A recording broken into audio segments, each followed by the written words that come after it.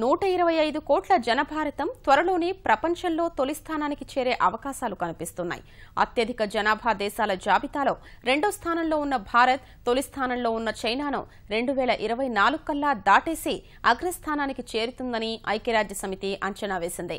2030 నాటికి భారత జనాభా 150 కోట్లకు 2050కి 166 కోట్లకు చేరుతుందని ఐరాస ఆర్థిక సామాజిక విభాగం నివేదించింది.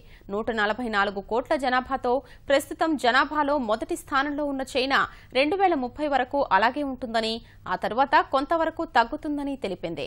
ప్రస్తుతం ప్రపంచ జనాభా 760 కోట్లు కాగా 2030 నాటికి 800 కోట్లు, 2050 నాటికి 980 కోట్లు, 2100 నాటికి 1120 కోట్లకు చేరుతుందని అంచనా వేసింది.